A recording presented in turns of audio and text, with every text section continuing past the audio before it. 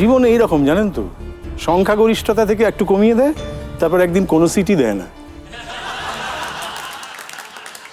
এই যে আগের বার যারা আপনারা বৌমার পক্ষে ছিলেন কিন্তু শ্বশুরমশাইয়ের পক্ষে এলেন, কারণটা কি? যে কোনো সম্পর্ক সত্যের বুনিয়াদের উপর টেকে। ক্যা বাত। তো আমার মতে বলে তিনি যখন গর্ব করে, শ্বশুরমশাই যখন গর্ব করে সবাইকে বলেছে, তার তো একটা সম্মানে লেগেছে। কেন এখানে যেটা দেখা গেলো, তার বন্ধুর কাছে কতটা তিনি নিচু এলেন। তো প্রথমটাই যদি সত্যি বলতো হয়তো একটা সমস্যার সৃষ্টি হতো, কিন্তু সেটা আলোচনার মাধ্যমে হয়তো সেটাকে নিবারণ করা যেত। তো সেই কারণে আমার মনে হয়েছে যে শ্বশুরমশাইয়ের সম্মানটা বৌমার দেখা উচিত ছিল। এটাই এই সেই যুক্তিতেই আপনি অবশ্যই শ্বশুরের পক্ষে গেলেন। আমি বলছি না যে শ্বশুরমশাই, না না তা না, আপনি আপাতত গেলেন অবশ্যই, কিন্তু আপনার স্ত্রী তাই মনে করে, তাই মনে করা উচিত আপনি মনে করছেন। তো একটু তাকিয়ে জিজ্ঞেস করুন ওকে যে তুমি কি মনে করো। এবার আমি আর জিজ্ঞেস করবো, তুমি কি বলো? হ্যাঁ, শ্বশুরমশাইয়ের সম্মানটা অবশ্যই দেখা উচিত। অবশ্যই শ্বশুরমশাইকে মিথ্যে বলে উনি ভুল করেছেন, কিন্তু সেই মুহূর্তে শ্বশুরমশাই যেহেতু মেনে নিচ্ছিলেন না, তো মিথ্যে কথা বলা ছাড়া তো তার কোনো উপায় ছিল না। মানে এমন কোনো সময় আসে যখন মিথ্যে বলাটা আসলে সত্য বলা। না, সত্য বলতে না পারলেও মিথ্যেটা তখন বলতেই হয়। আপনি যে শ্বশুরমশাইয়ের পক্ষে প্রথমেও ছিলেন, পরেও ছিলেন, এখন কি আর একটু শক্তপোক্ত হলেন? এক নম্বর কথা হচ্ছে যে বৌমা যদি, যেহেতু ওদের সোনার ব্যবসা একটা ব্যাকআপ ওয়ার্ক আছে, যেটা এখন মেয়েরা কাজ করছে। এছাড়াও সোনার ব্যবসার বাইরেও এখন কস্টিউম জুয়েলারিও যারা ব্যবসা করছে তারা পাশাপাশি দোকান করছে। যদি মনে হতো বৌমা যে বাবা আমাকে একটা আপনাদের ব্যবসার একটা এমন একটা জায়গা দিন যেখান থেকে আমাকে স্যালারি দিন, আমি সেটা নিয়ে বাবাকে দিতে পারি, একটা এক্সকিউজ থাকতো। আপনি আমাকে মিথ্যে কথা বলে চলে গেলেন, ওখানে গিয়ে আমার একটা সম্মান আছে, দিন করে তিল করে সম্মানটা আমি রক্ষা করেছি বা তুলেছি বা এই জায়গা নিয়ে গেছি, সেটাকে রক্ষা করার দায়িত্ব বৌমার। যেমন সবার দায়িত্ব, সেই জায়গাটা সবাইকে বুঝতে হবে। শ্বশুর বাড়ি এলে সবাইকে বুঝতে হবে যে বৌমা, আচ্ছা শ্বশুর বাড়ি এলে সবাইকে বুঝতে হবে বৌমাকে, অথচ বৌমাকে কেউ বুঝবে না শ্বশুর বাড়ি। অবশ্যই এই জায়গাটা রক্ষা করতে হবে তোমাকে। মানে বৌমাই শুধু দায়িত্ব যে সবাইকে বোঝার, এই নিয়মটা রাখতে বৌমাকে হয়। বোঝার দায়িত্ব কার? শ্বশুর বাড়িতে এলে মেয়েদেরও এই নিয়মটা রাখতে হয়। আচ্ছা দাদা, আমি একটা কথা বলি প্লিজ। আমি একটা কথা বলি এখানে। আজকে ওকে মিথ্যে কথা বলতে হয়েছে বিকজ ওর শ্বশুর মশাই প্রথমেই ওকে মিথ্যে কথা বলতে বাধ্য করেছে। শ্বশুরমশাই যদি ওকে আরো ভালো করে নিজের মেয়ের মতো তাহলে বলতেই পারতো যে তুমি কেন করতে চাইছো বাবার দোকানটা। ওর কাছ থেকেও তো শ্বশুরমশাই জানতে চাইতে পারতো। ও তো বারবার বলছে যে আমি আপনার টাকা নিতে চাই না। আমি কথাটা বলছি যে শ্রীয়ের গল্পে মিথ্যেটা কেন বললো, মিথ্যে বলার কারণটা আমি একবারও জানতে পারলাম না। ওটা কেন উদ্দেশ্য হয়ে দাঁড়ালো? তার বাবাকে সুস্থ করাটা উদ্দেশ্য হয়ে যদি দাঁড়াতো, তাহলে তার স্বামী থেকে বা শ্বশুর থেকে টাকা নিয়ে আগে তার বাবাকে সুস্থ করতো। এই মিথ্যেটার পেছনে উদ্দেশ্যটা তো সৎ। বিয়ে হয়ে যাওয়ার পর আমি তখন বাবার পুঁজি নিয়েই আমি একটা শুনে ওই একটা বিজনেস শুরু করলাম। তখন আমার শ্বশুরবাড়ি থেকে বললো তুমি এরকম ব্যবসা করতে পারো না। আমি কিন্তু শ্বশুর শাশুড়ির কথা শুনিনি। আমি মায়ের সম্মানের জন্য আমি কি করেছি, ওই ব্যবসাটা আমি শুরু করেছিলাম। এখনো চলছে ব্যবসাটা। শ্বশুর বাড়িতে অসুবিধা হয়নি সেজন্য? হ্যাঁ, আমাকে বলেছিল তোমাকে সম্পত্তি থেকে বঞ্চিত করব, আমি আমার মায়ের কাছে চলে এসেছি। মায়ের পাশে দাঁড়িয়েছেন, কিন্তু শ্বশুর শাশুড়ির কি সম্মান রইল? কিছুই রইল না কিন্তু এখানে।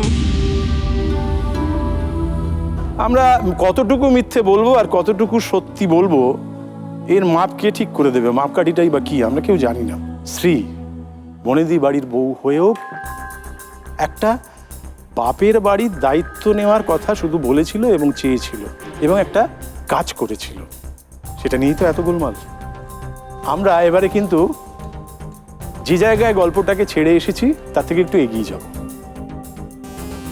আমরা গল্পটার কাছে ফিরে যাই, একবার মনে করে নিই। শ্রী বাপের বাড়ি দায়িত্ব নিতে চেয়েছিল, শ্বশুরমশাইয়ের কাছে সেই প্রস্তাব দিয়েছিল একটা ছোট ব্যবসাকে দাঁড় করাবে বলে। সম্মানের সঙ্গে বাপের বাড়ির দায়িত্ব নিতে চেয়েছিল, কোনো অনুকম্পা নয়, কোনো দান ধ্যান নয়, নিজের যোগ্যতায়। শ্বশুরমশাই চাননি। এহেন শ্বশুরকে মিথ্যে কথা বলেছে শ্রী, শ্বশুরমশাইয়ের পায়ের তলার থেকে মাটি সরে গেছে। এই যে মিথ্যেটা বলল শ্রী, এই মিথ্যে বলার ইন্ধনটা কোথা থেকে এলো? এই মিথ্যের উৎস কি? সেই জন্য আমরা আবার একটু পিছিয়ে যাব। এই মিথ্যে কি করে শ্রী পৌঁছলো মিথ্যেতে সেটা দেখব, তারপর আবার আপনাদের কাছে যাব, জানতে চাইব আপনি কি বলেন, আপনি কি বলেন এবং আপনি কি বলেন। দেখি।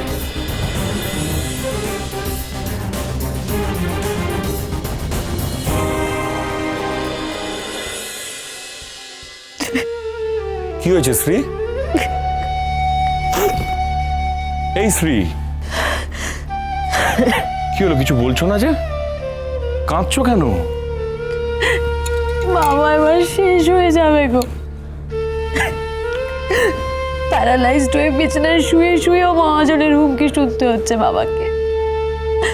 আর কত কিছু সহ্য করবে বলো তো বাবা? হুমকি? কেন? কত টাকা ধার হয়েছে? প্রায় 2.5 লক্ষ টাকা। বোঝো, মাত্র 2.5 লক্ষ টাকা। আর তুমি এটা আমাকে আগে বলতে পারোনি? দাঁড়াও, আমি তোমাকে একটা চেক লিখে দিচ্ছি। তুমি কাল গিয়েই বাড়িতে দিয়ে আসবে। না, আমার বাবা নেবে না। মেয়ের শ্বশুর বাড়ির থেকে কোনো সাহায্য বাবা নেবে না। ওই আত্মসম্মানটুকুই তো সম্বল।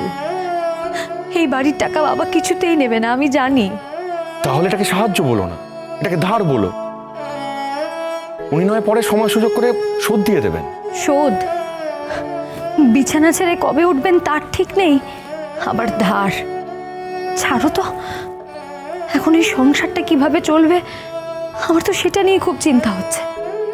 তুমি একদম টেনশন করো না শ্রী, একটা না একটা উপায় ঠিক বেরিয়ে আসবেই।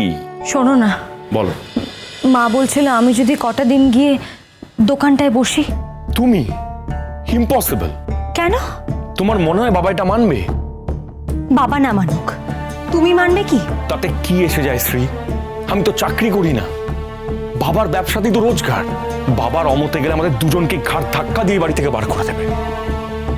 তুমি কি চাও এখন আমরা রাস্তায় গিয়ে দাঁড়াই? তুমি আগে থেকে এত নেগেটিভ হচ্ছ কেন? আমি নেগেটিভ হচ্ছি না শ্রী, তুমি ইমপ্র্যাকটিক্যাল হচ্ছ। তুমি 2 বছর হয়ে গেল এখনো বাবাকে চিনতে পারোনি। তুমি জানো না এই মানুষটার কি অহংকার? এই অঞ্চলের সব থেকে নাম করা সোনার দোকান আমাদের। তো তো তোমার বাবার ইমিটেশন গয়নার দোকান শ্রী। প্লিজ ভাবো একটু লজিক্যালি। তুমি এই বাড়িতে আসা থেকে আজ অবধি আমার বাবা কোনোদিন তোমাকে সোনার গয়না ছেড়ে উপর গয়না অবধি পড়তে দেয়নি। ইমিটেশন গয়না তো অনেক দূরের কথা। আর তুমি কিনা ভাবছো দোকানে বসে সেই ইমিটেশন গয়না বেচবে? তাহলে তাহলে আমি কি করব বলো? চোখের সামনে নিজের বাবা মাকে ভেসে যেতে দেখবো? দোকানে তো একটা লোক রাখলেই হয়। সেই চেষ্টা হয়ে গেছে, এক গাদা মাল চুরি করে পালিয়ে গেছে। ওভাবে হবে না, আমি বরং এক কাজ করি, বাপের বাড়ি চলে যাই। দোকান চালাবে বলে? আর তো কোনো উপায় নেই, মাঝে মাঝে যাতায়াত করব, কি আছে? প্লিজ শ্রী, এবার তুমি থামো প্লিজ। তুমি তোমার এই আজগুবি চিন্তা ভাবনাগুলোকে থামাও, এবার আমাকে একটু ভাবতে দাও প্লিজ।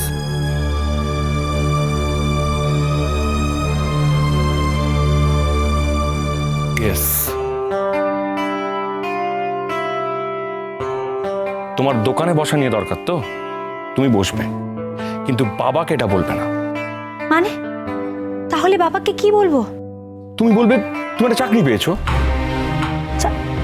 চাকরি? হ্যাঁ, স্কুলের চাকরি। না না না, আমি মিথ্যে কথা বলবো?